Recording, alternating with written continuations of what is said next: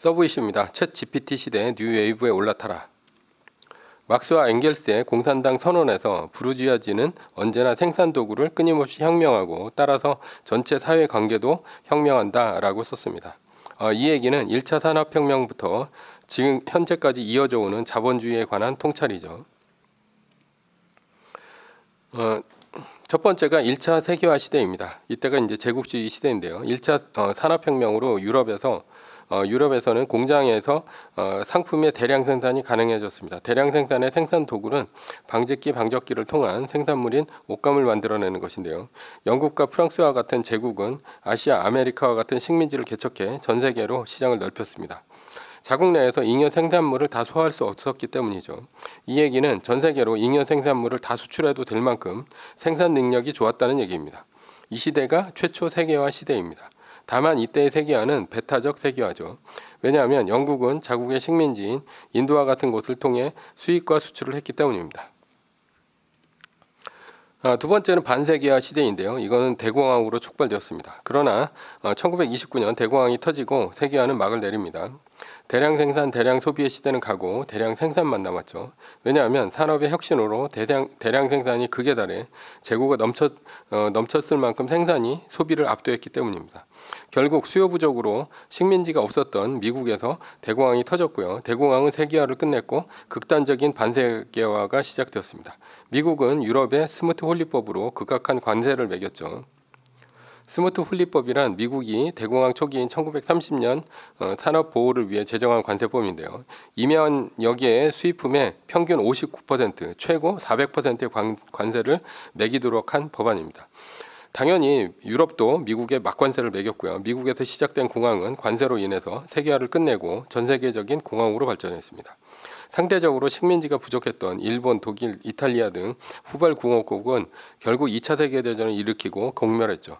2차 세계대전 이후 소련의 공산진영과 미국의 자유진영으로 나뉘어서 냉전이 시작이 되었습니다. 그렇다면 왜 반세계화가 시작이 되었을까요? 제품의 생산성 향상이 없었기 때문입니다. 포드는 T1 자동차 한 모델로만 1,500만 대를 만들어서 팔아먹었습니다. 사람들은 대량 생산으로 자동차를 가질 수 있었으나 새로운 시장을 개척하거나 획기적인 원가 절감이 없다면 결국 기업은 성장할 수 없죠. 여기서 막스의 말을 다시 한번 생각해 봅시다.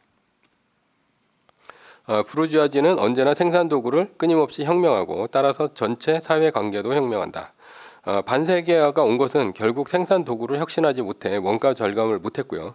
그리고 더 새로운 시장을 개척하지 못해 전체 사회 관계도 혁명할 수 없었죠. 여기서 생산 도구란 새로운 제품을 말하고요. 전체 사회 관계란 새로운 시장과 제도를 말합니다. 자본주의는 소비자들이 얼마든지 지갑을 열 만한 혁신적인 제품을 개발하거나 같은 제품을 비싸게 사줄 새로운 시장을 개척할 수 없다면 수요 부족으로 대공황에 빠질 수밖에 없습니다. 대공황이라는 수요 부족에 빠진 세계는 한정된 물건을 팔아먹을 수밖에 없는 자국 시장을 보호하기 위해서 관세를 매길 수밖에 없는데요. 그리고 그래서 시장은 쪼그라들면서 생산 능력은 있으나 시장을 개척할 수 없었던 후발공업국인 독일, 이탈리아, 일본이 일으킨 전쟁으로 끝날 수밖에 없었습니다. 세 번째는 2차 세계화 시대인데요. 신자유주의 시대라고 불립니다. 다시 세계화가 시작된 것은 자본주의에 뒤처진 공산진영이 망하면서 소련이 해체된 1991년서부터 시작이 되었습니다. 그렇다면 자본주의는 1991년까지 새로운 생산 도구로 혁신을 했을까요? 사실 20세기 초반에는 생산 도구가 다 만들어졌다고 볼 수 있습니다. 냉장고, 세탁기, 녹음기, 자동차, 비행기 등 혁신적인 생산 도구는 20세기 초에 다 만들어지지 않았습니까? 1980년대 이르러 겨우 개인용 컴퓨터, 1990년대 인터넷, 그리고 2007년에 스마트폰 정도만 만들었을 뿐입니다. 따라서 1991년 공산진영이 망할 때까지 생산 도구의 혁신은 없었죠. 왜냐하면 인터넷이나 스마트폰도 이 이후에 생겨난 것이니까요. 자본주의는 새로운 생산 도구를 혁명하지 못했으나 새로운 시장이 필요했죠. 마침 1991년 공산진영이 망하면서 새로운 시장이 생겼습니다. 이것이 바로 2차 세계화 시대인데요. 1991년 유엔 추산 세계 인구는 약 54억 명이었습니다. 그런데 공산주의가 해체되었을 때 인구는 약 16억 명이죠. 전 세계 인구의 3분의 1이 자유진영으로 편입된 것입니다. 사실 제3세계 인구를 빼면 전 세계 인구의 절반이 자유진영으로 편입된 것이나 마찬가지입니다. 예를 들어 휴대폰을 만드는데 들어가는 비용이 10만 원이라고 칩시다. 이것을 팔아서 15만 원이 된다면 남기는 이유는 5만 원입니다. 그러나 폐쇄된 지역에서 휴대폰을 팔아서는 결국 망할 수밖에 없죠. 왜냐하면 지속적인 임금 상승과 원가 상승으로 인한 인플레이션, 그리고 새로운 경쟁자 때문에 자본가의 이윤은 지속적으로 떨어질 수밖에 없기 때문입니다. 따라서 새로운 스마트폰과 같은 혁신적인 제품을 만들어내거나 아니면 새로운 시장을 개척해야만 했습니다. 피처폰이 아닌 스마트폰을 만들어내는 것은 제품의 생산성 향상이죠. 그러나 이런 일은 굉장히 어렵습니다. 그런데 뜻하지도 않게 새로 자유지정으로 편입된 구공산주의 시장이 생겼죠.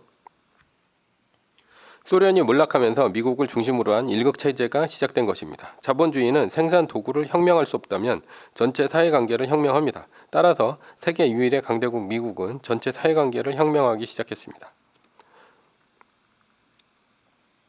국가는 항상 세금을 많이 거둘 수 있는 상대에게 모든 지원을 아끼지 않습니다.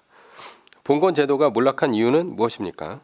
국가가 보기에 농업을 관리하는 귀족보다는 전 세계를 상대로 무역하는 상업 자본에게 더 많은 세금을 거둘 수 있었기 때문이죠. 따라서 지금의 자본주의 시대에는 자본가에게 더 많은 세금을 거둘 수 있기 때문에 자본주의 시대가 시작된 것입니다. 그러니 국가는 자본가의 이익을 대변하고 그들의 말을 적극적으로 들어주는 것입니다.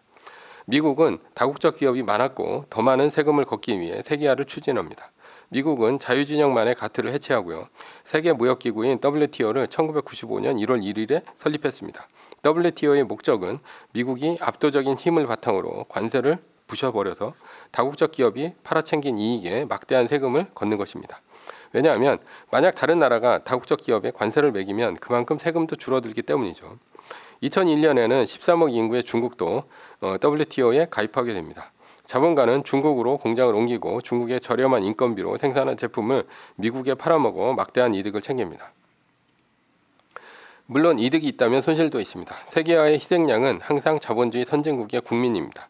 1차 세계화의 제국주의 시절 희생양은 자국의 소공업자였고요. 1991년서부터 시작된 2차 세계화의 희생양은 중국 때문에 일자리를 잃은 미국의 러스트벨트 지역 블루칼라 노동자였습니다. 소수는 돈을 벌고 다수는 일자리를 잃습니다. 양극화는 심해지지만 국가의 복지 혜택이나 파트타임 일자리, 인건비 상승으로 결국 겨우 먹고 살 수가 있습니다. 그러나 자본가들의 천문학적인 수입에는 비할 바가 못 되죠.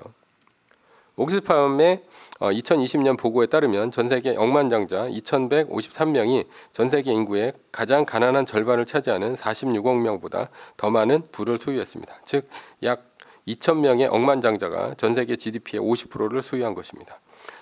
세계화의 승리자는 역시 자본가죠. 네 번째가 신냉전 시대 AI 시대입니다. 챗 GPT 2달 만에 월 사용자 1억 돌파, 틱톡보다 빨랐다라는 기사가 있는데요. 오픈 AI가 발표한 챗 GPT가 출시한 지 2개월 만에 월간 사용자 1억 명을 돌파했습니다. 돌풍이죠. 그렇다면 왜 이렇게 챗 GPT가 돌풍을 일으켰을까요?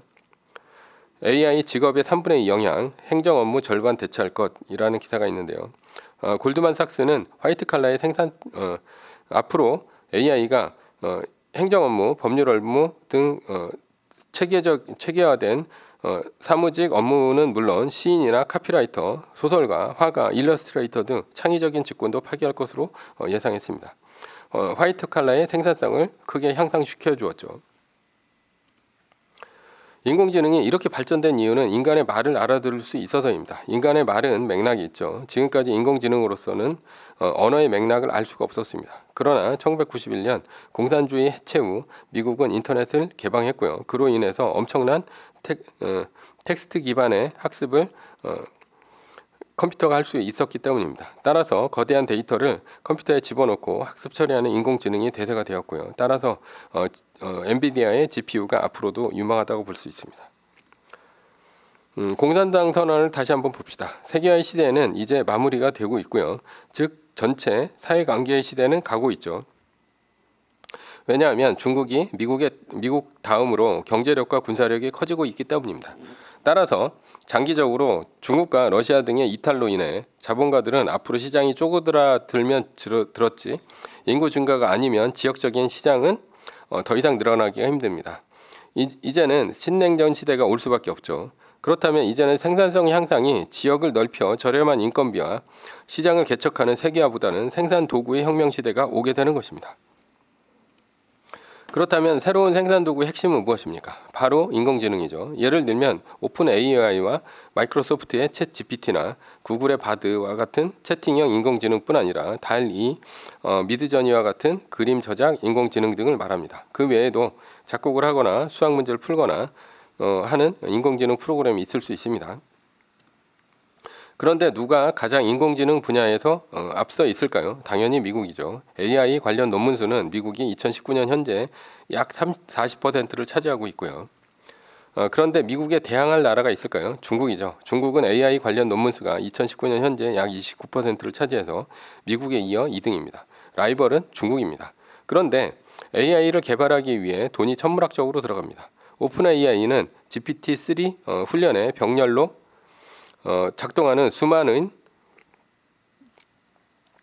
그래픽 처리 장치와 텐서 처리 장치 TPU의 구매 비용입니다. 따라서 인공지능 개발에 미국 이외에 이 돈을 감당할 나라가 중국 위에는 없습니다. 게다가 인공지능을 합숙시키기 위해 데이터도 필요한데요. 그 데이터의 양 또한 많은 것이 바로 중국입니다. 쇼폰부터 쇼핑까지 미국서 중국계 앱 1위에서 4위 싹쓸이라는 기사가 있는데요. 중국 앱이 미국의 앱 장터를 휩쓸고 있습니다. 틱톡뿐 아니라 티모, 쉬인, 캡컷 등이 페이스북을 제치고 1위에서 4위를 휩쓸었고요. 왜냐하면 중국의 초저가 상품과 13억 명의 데이터를 학습한 인공지능 덕분입니다. 이미 중국의 데이터는 미국을 앞서고 있죠. 이 때문에 미국은 반도체 칩스법 등을 통해 중국의 반도체 장비, 장치 등을 수출하지 못하게 막고 있습니다. 어차피 인공지능 논문이나 데이터가 많아도 컴퓨팅 파워가 받쳐주지 못하면 AI 분야에서 중국은 미국에 뒤처질 수밖에 없습니다. 그래서 미국이 중국을 적극적으로 막고 있는 것입니다. 결론입니다. 새로운 생산도구의 혁명 시대가 왔습니다. 새로운 물결은 AI죠. 앞으로 최소 10년간은 AI 시대가 주가를 견인할 것으로 보입니다.